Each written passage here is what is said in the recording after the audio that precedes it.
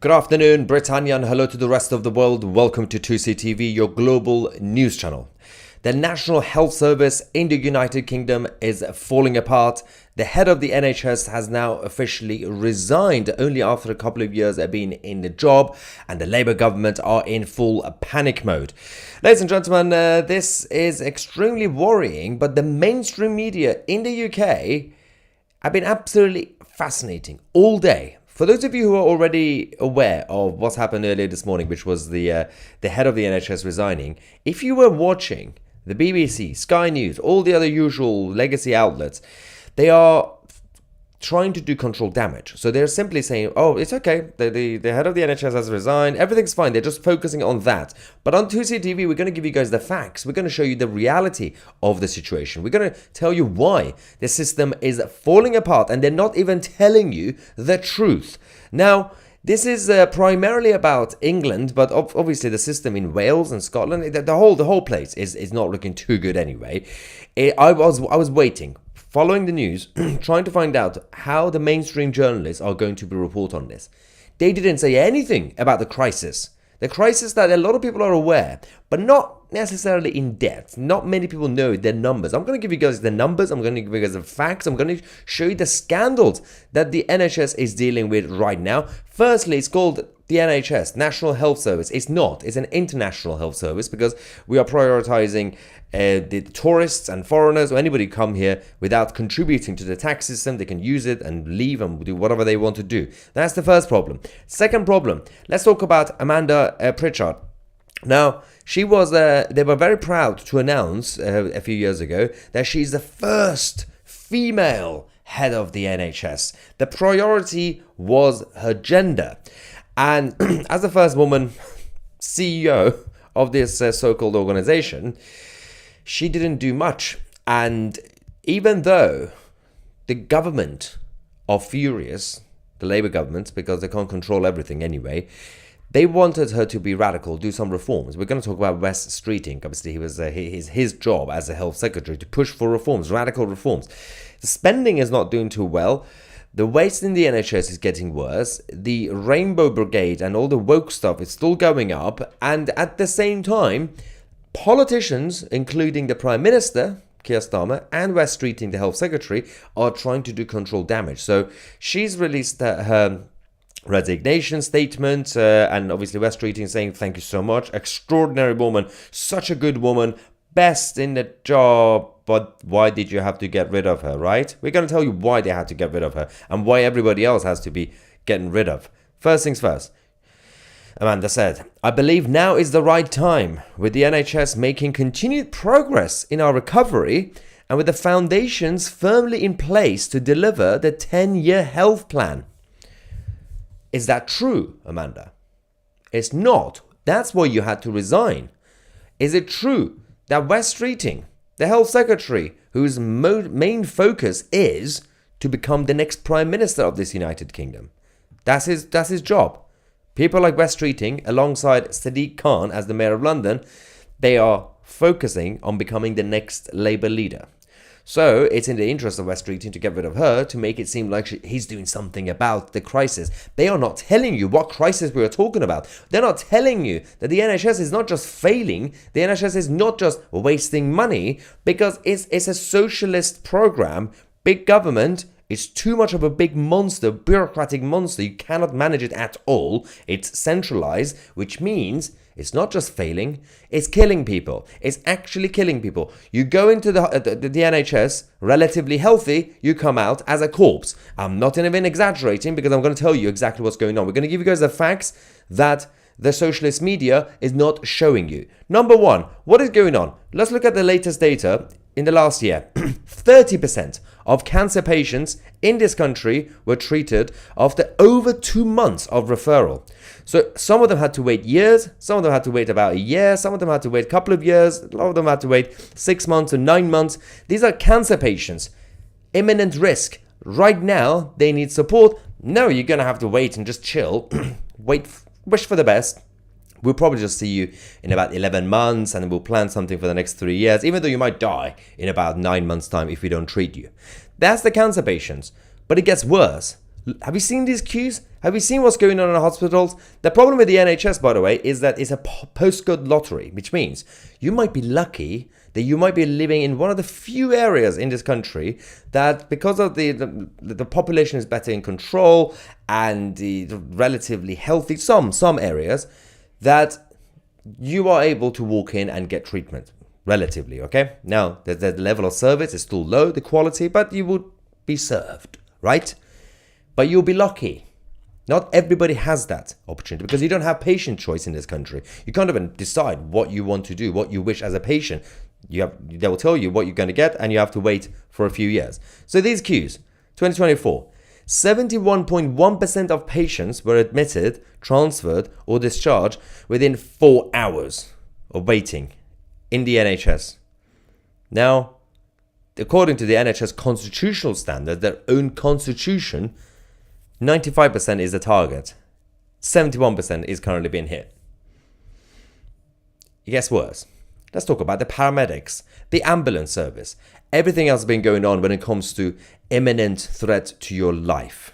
Ambulance response time, over 1 hour and 30 minutes instead of their own so-called 18 minutes target. Again, if you're lucky to live in a very, very rare area that you can get an ambulance in about 10, 15 minutes, 20 minutes, most people in the country have to wait an hour and a half. Now imagine somebody having a heart attack or a stroke or something very serious, seriously wounded, which is basically half of Londoners who get stabbed on a regular basis.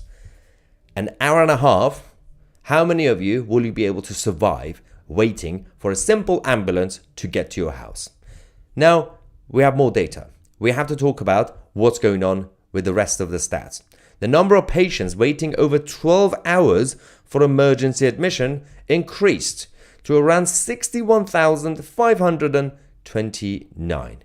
That is embarrassing for a so-called developed nation.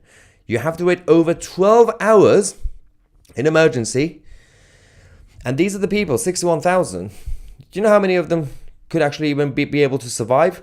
Because a lot of them will be actual emergency cases. Now, there's a whole different problem culturally where a lot of people just go to the A&E for no reason, but because there's also a massive problem with the GPs, the general practitioners, and the backlog there. It's a mess, okay? That's a mess. We already know that. What about poor women who are pregnant and are about to give birth? Well, maternity is not going too well either. Now, in a normal civilized nation, with a normal healthcare system, universal healthcare system, including France, Switzerland, the Nordic countries, all of them, the rate in terms of mortality is now very low because it's 2025. It's not 1912. But in this country, yes, this kingdom, maternal mortality rate has now increased to 13.4%, so death per 100,000 maternity. That is a huge number of women going into the NHS to give birth. They come out dead. It makes you think this is like medieval times, that you might get pregnant and you're like, okay, well, will I be one of the people who's going to die by going to the NHS? If you go private, obviously you'll be fine, but it's the NHS. You just die. You go in healthy as a pregnant woman, you come out dead. That's a big rate, high rate in terms of mortality. Now let's talk about what's going on with the scandals. Let's talk about Brighton, the headquarters of the woke rainbow NHS.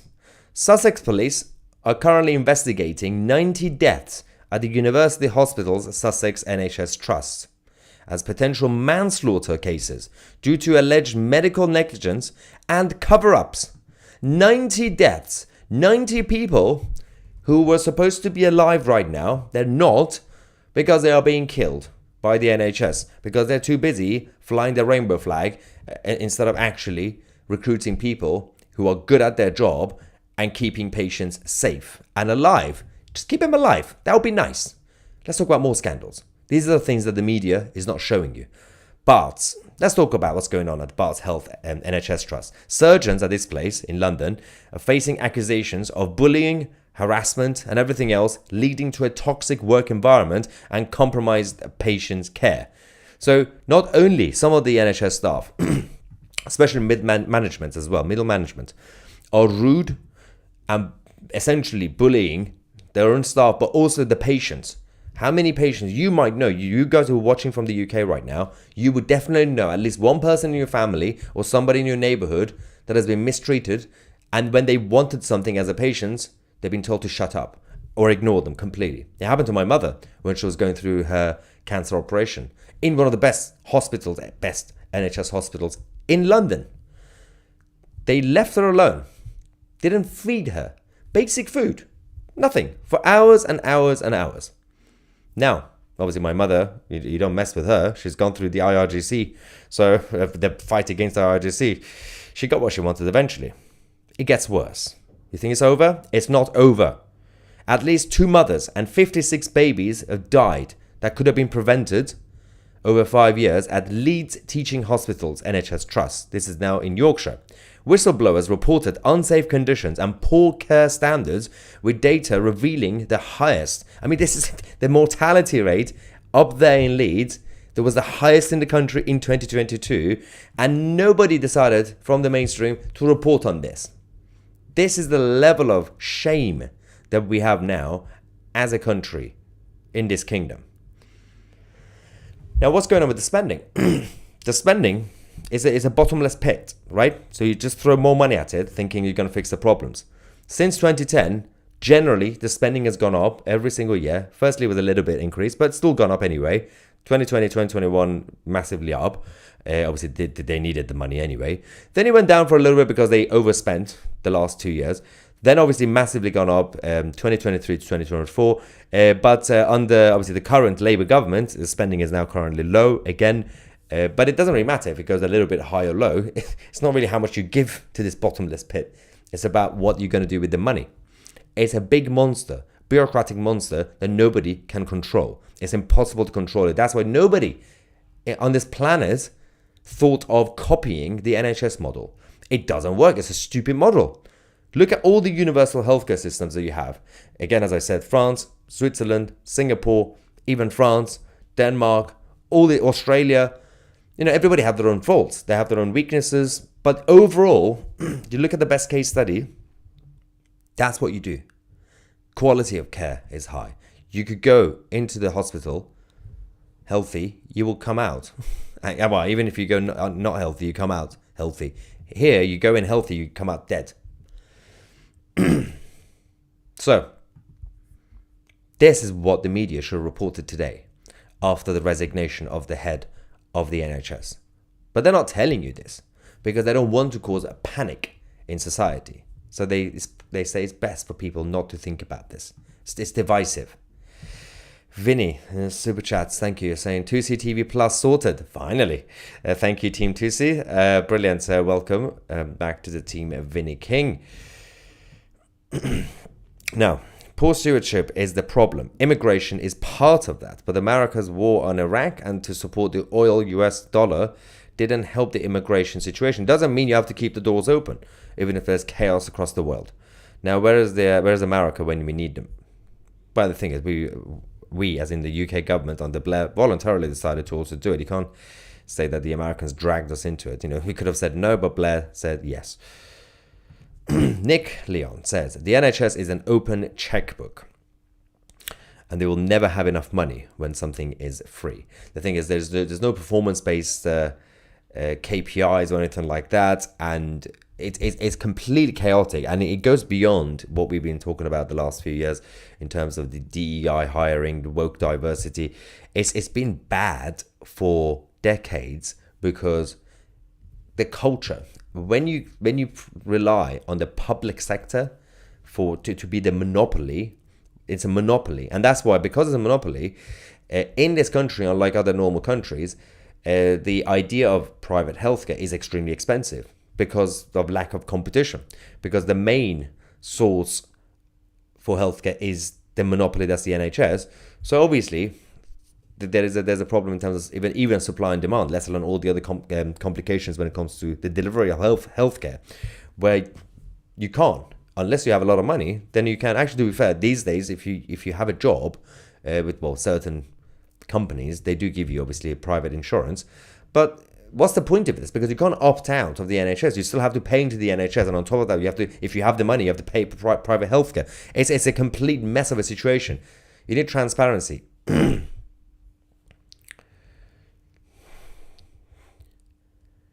What's going on here? Jonathan says, Maya, I tagged you in an X post regarding Tommy exposing a fake protest being apparently arranged outside Tommy's presence. Please, can you debunk it? We've been talking about this, Jonathan, for the past 2-3 days on the channel. Yes, there is a protest that's been organized. Tommy, his family, and the legal team, everybody said, we don't want this because consequences will be bad. Don't go to this protest. That's what they say. It's not organized officially by Tommy himself or his team. They don't want it. So that's basically the whole situation. Karen says, my daughter was in labor. Her room was filthy, dried blood on the floor. I went and cleaned the room and made sure they knew. It shouldn't be your job, Karen. It's just, this is, and the thing is, these are basic things, which, by the way, if you listen to people like Karen and many others in the live chat, let me know your stories, by the way, any experience you had with the NHS, even tiny ones, because the tiny ones, which are, by the way, they're still very important. You can't have dried blood on the floor. It's not hygienic. But they would say it's tiny stuff, right? Put them all together. Look at the chaos. Not the things that are specific that I told you about, all the scandals, even the tiny things. Put them together, see what happens. Somebody mentioned something very interesting, actually true. Angela says, private health, don't do emergencies. This is the thing, it's a monopoly. You get referred back to the A&E or the NHS intensive care unit. This is a problem in this country because despite what I said about if you have some money, you can use private healthcare. You can't fully use it because the monopoly is still controlled by the socialists, the government. So if you need the ambulance, you have to get an NHS ambulance. You have no choice. It's extremely embarrassing. Trooper Burr says, Mrs. Thatcher improved the NHS beyond belief over her first 3 years in office. I mean, the improvement that were made overall, so obviously in the 80s, they made a lot of radical reforms. It takes time for the result to come out. So we don't expect Labour to fix it for next year. It will take time. The 90s saw a massive improvement. And obviously we had better situation in terms of the population growth and everything else. Then 2000s, what you saw in the 2000s with Blair, he threw a lot of money at it, right? And he got his own people to be working in there in terms of the management, the top people, to make sure they use plasters. You know, when I say plaster, I'm not actually talking about physically, metaphorically. They were using plaster tactics, which is short-term plasters. You say, okay, what are the issues? Just put that there. And then they said, when they went to elections, Labour said, look, the Labour government under Tony Blair have made the NHS even better than what it was in the 90s. Everything's perfect now. And then when they left and when the money ran out, everything fell apart, right? The whole thing, all the scandals were exposed. And obviously by that point, the Tories were in charge and like, oh God, what do we do? So they got all the blame anyway. But then the Tories also messed up the whole thing. Towards the end of the last few years of the Tories, the result of the initial Tory policies also showed both parties completely wrecked it, because it's not really just the parties, it's the system itself. It's not fit for purpose. The concept of the NHS wasn't supposed to be this anyway. You look at people like Bevan and the others, the idea that they had, the blueprint, was supposed to be, because of the post-war situation, it was supposed to be the safety net. Because it was a bit of a mess after the war, everything, housing and healthcare, they're like, the idea was anybody at any point you can use it. It didn't really mean even if you're middle class or rich, you should use it. What they ended up doing, because they created a monopoly, the NHS wasn't supposed to be a monopoly, it was supposed to be a safety net. Like universal credits, it would have been fine, because then you could have had A&E ambulances and other services done independently, right? And it would have been more affordable because competition. But we don't have that. So they forced everybody to use it, including the millionaires and billionaires. Because if a millionaire has a heart attack, he has to go to the NHS A&E, the ambulance. This is why we're in this. And then on top of that, bring in the mass migration issue and the tourism issue, the whole, and the waste and everything else. Misha says that this won't get better under Sharia caliphate. I'm concerned there are too many Muslims wanting to unalive infidels and Jews in the NHS. But there's also the infiltration of those who do not believe in healthcare who are working in healthcare. You've seen it in Australia. If you are supposed to be a nurse or a doctor, it's a very, very tough job because on a moral level, it's a tough job because of the responsibility on you, on your shoulders. You have to look after people's lives. There's an oath. There's that value that you are a soldier. If you're in healthcare, you're a soldier. And your job is to save lives. If you have people who have their own prejudices, you have people who are grumpy, they see it as a job, right? Because, they didn't get a job, they're like, okay, fine, I'll just get a job as a nurse or whatever, right? And then obviously it's a tough job because the system is messed up. So you have to work hours and hours, right? On your feet. Then you get grumpy. But even the GPs right now, the doctors, the actual GPs, private clinics, they're sitting there all day because it's about numbers. People keep coming in and out. And they're just sitting there, by the way. They're sitting there, checking the computer, giving them prescriptions. They get grumpy now. But towards the end of the day, they're like, come in. What do you want? Okay, there you go. Another pill. There's no proper diagnosis anymore. And then, as Misha said, there's also a lot of people who not only don't believe in the oath that they took, they hate other people. If someone comes who happens to be a Jew, we had that boy, little young boy who was Jewish. They didn't treat him. They left him on the floor in the corridor in the hospital in the NHS because he was a Jew. They're like, yeah, we're not gonna touch him. Just let him die in a corner. That was not in Gaza. That was in England. But then they don't really see it as a crisis. They're like, yeah, it's okay. It's just an isolated incident. Too many non-operational, highly paid managers and middle management and ambulances queuing for hours to hand over patients to the A&E. The system, oh my God, I've dealt with the A&E recently again. And previously with my panic attacks. The bureaucratic system, it's astonishing. You go in, they have to use computers from the 1990s to load up the screen. Then they take their time to write your name down. And most of the problem is not even just about the fact that there's like 5 beds and you have to wait for those guys to like be treated and leave, and then you get, it's not just the beds that's the issue. The whole system of you have to go through this door and you're like dying, your heart is like dying. You're like, okay, now you sit here. Are you dying? It's fine, just chill. And then you have to wait again to the next room, and then eventually you sit on the bed, and then you have to wait another half a day to get a hello from a nurse, and then a doctor. It's embarrassing. Now, thank you, Natasha Wednesday. Hamsley says, a year ago, I thought I was having problems with my liver.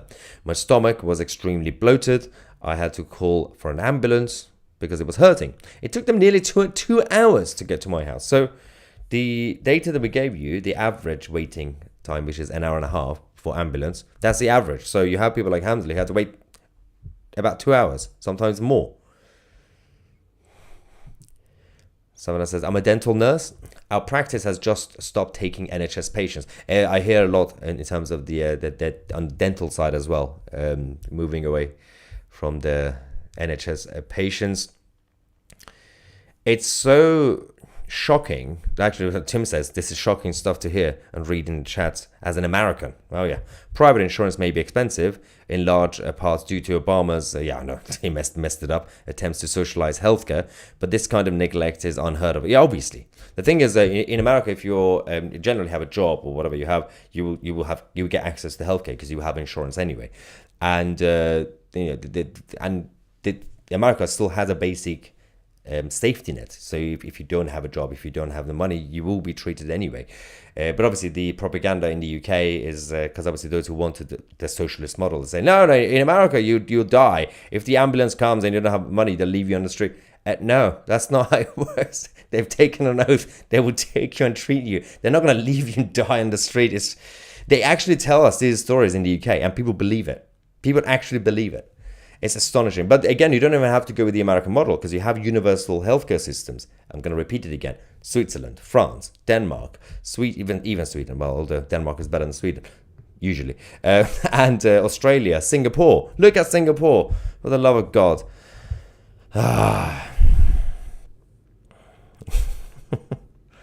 Anyway. Trooper says that Blair didn't throw money. PFI and the NHS is still paying for it. So that's the thing. So 2 things happen at the same time. They do throw a lot of taxpayers' money, so spending went up.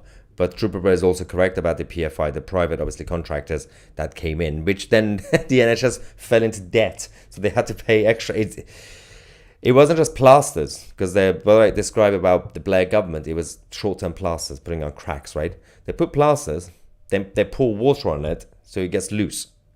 Then they have to put another plaster on it. Alison says, apparently there are NHS people in Ukraine right now. Yep.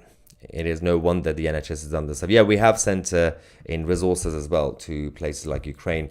There was a proposal to send them to Gaza as well to work with the Gaza Health Ministry. I'm like, good luck with that. That was an actual idea that was proposed. Luckily, nobody took it seriously. Sending them to Gaza. Christopher says that they are taking unqualified nurses off the floor and putting them in management roles, leaving nurses to double their patient care because there's not enough nurses. So there's a whole, again, look at best case studies, right?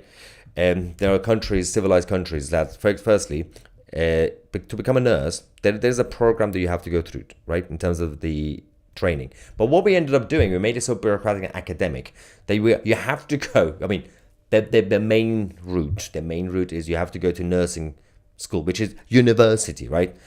Which makes no sense. It shouldn't be a university course. You just have the nursing colleges and make it more precise and detailed, but concise. Then get them out and do actual in-work practice. But no. And why do you think people give up? People completely give up. Anyway, so, and obviously, after all that, you have to walk around for hours and hours in a hospital with the lack of support, tiny money, and trade unions calling the shots. The actual NHS staff are also being betrayed by all sides. So even the good NHS staff, they're actually being betrayed by the trade unions, by the NHS management, the bureaucrats, the NHS HQ, the health secretary, the government. They're all ruining it, not just for the patients, but also for the good staff. Jackie says, I'm a frontline paramedic. I have worked for the NHS for 41 years. I have watched it decline over the years. Please don't name the paramedics. We don't get to choose who we attend to. Very sad. We didn't name the paramedics. We didn't even name and shame the paramedics. The idea is that paramedics, the ambulance service, is falling apart because they don't have enough of them, and it's the bureaucratic system that they have to go through. So it's not about the individuals who are paramedics, because a lot of them obviously work hard. And also it's not really about saying all paramedics, all nurses, all doctors are angels, or all doctors, all paramedics, all nurses are evil. You have good ones, you got bad ones. So Jack is a good one, right? But we're not even talking about them. We're talking about the system who created the situation where you're not allowed to have, number one, enough ambulances, but that's not even the problem, or lack of money. No. When the ambulance take patients to most of the hospitals, again, you might be lucky to be part of an area with a good, efficient NHS trust and the hospital, then you can just go in, drop the patients and go to the next one. No, you've got to stay there, do the paperwork, and at least they got tablets now in most places. Until 3-4 years ago in London, they were still using paper. Again, it's not the fault of the paramedics. The system gave them paper. They had to write down all that nonsensical details. Just give them a number, NHS number, and just have the details on the system. How hard is it? I mean, I'm not really in favor of like data centralization or IDs or anything like that, but we have NHS numbers. Give your NHS number, put it in the system. There we go. All the details are there. At least in terms of your address. Why do you need the full?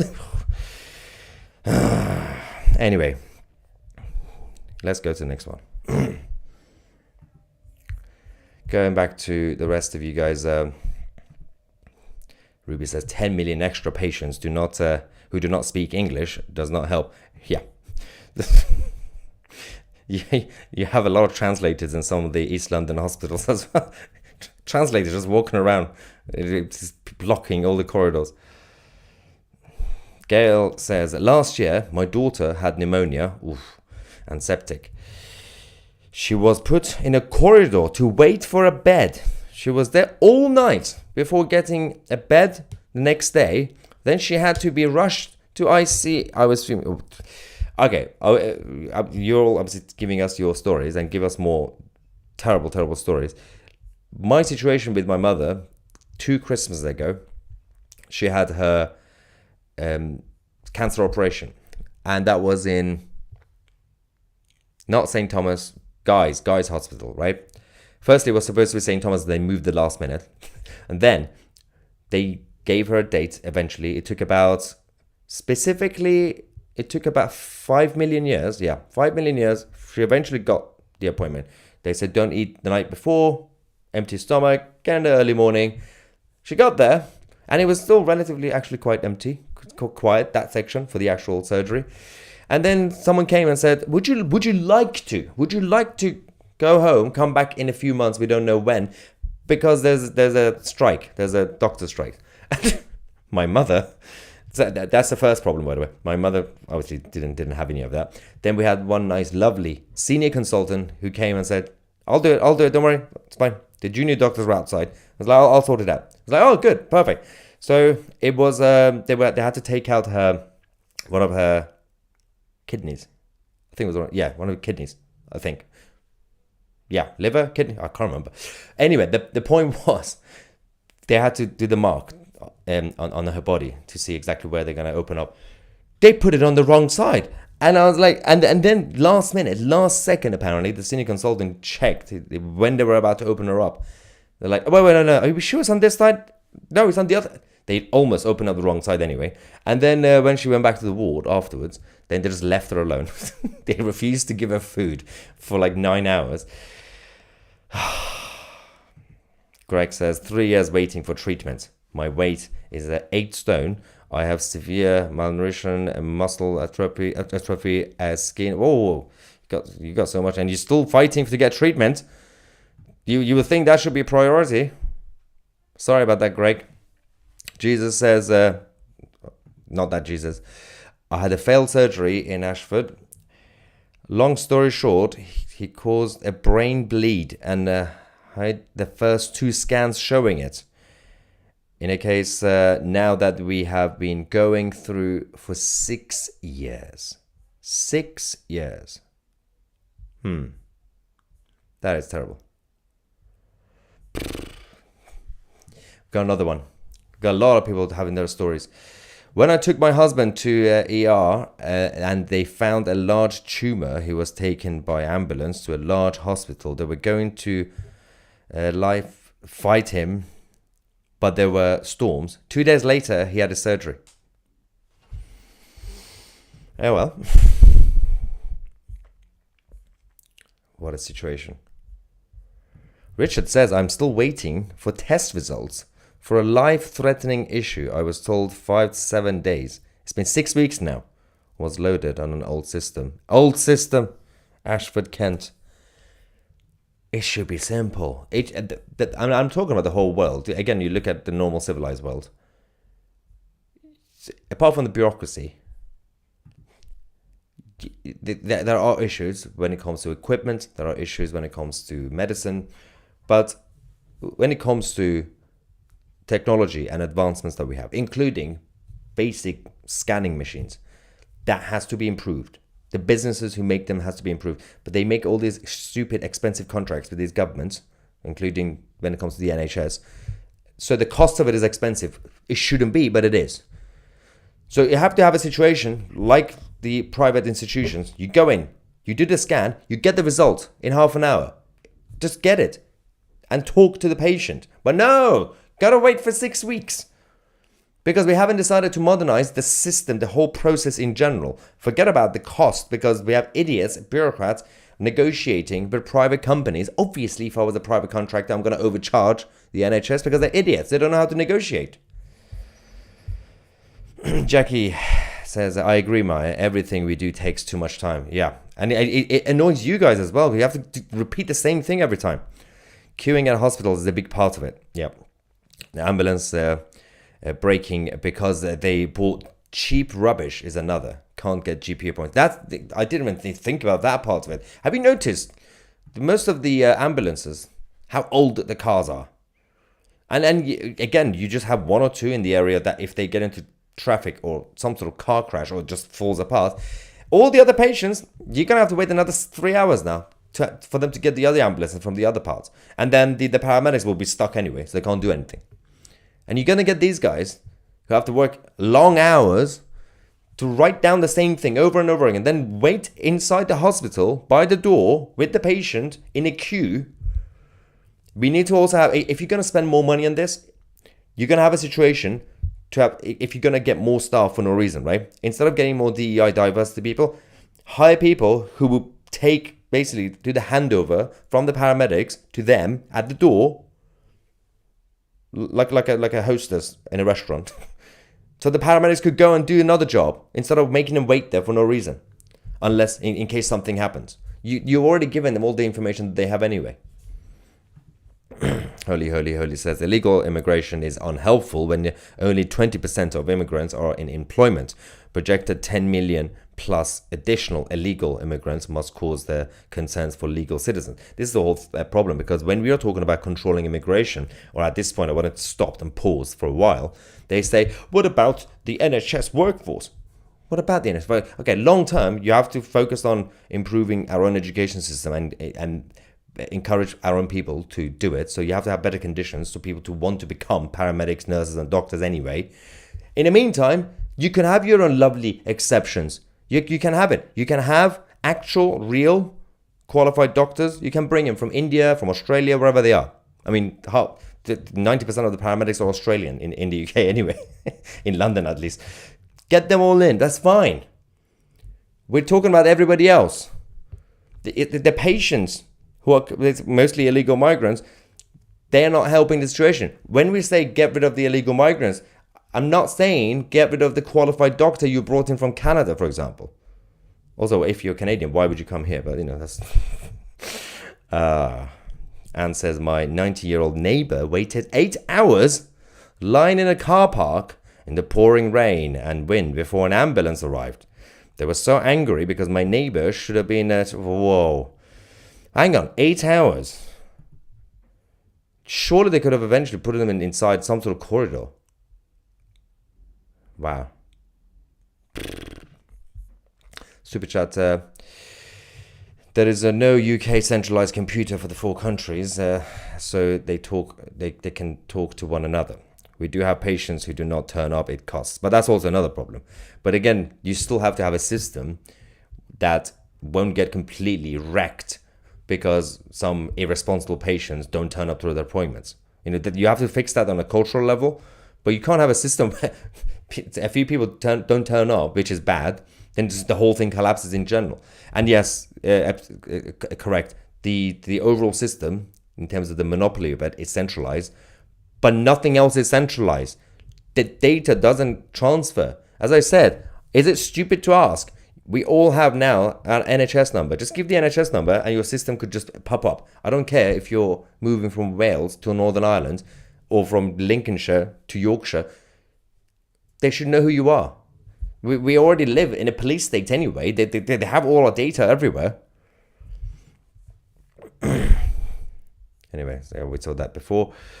Yeah, we can. You guys have a lot of stories anyway.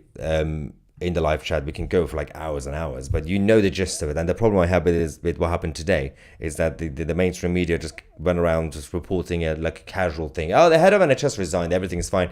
They didn't give you guys the facts that I gave you. Anyway, don't forget, on a more lighter note, well, it's not even a lighter note, we have this documentary coming out on Sunday towards the end of the week on 2CTV Plus called Groomed, which is done by Sammy Woodhouse, featuring Rupert Lowe from Reform UK, and it's very informative. It's very sad, but very important. You can actually join 2CTV Plus today if you use the promo code DOC10, DOC10. You get 10% off annual memberships, not monthly, annual memberships. It's a one-off fee by going on, there we go, 2c.tv. The link is also in the description, directly takes you to the annual subscription. Thank you so much for watching. I'm Maya Tusi, and we are the media.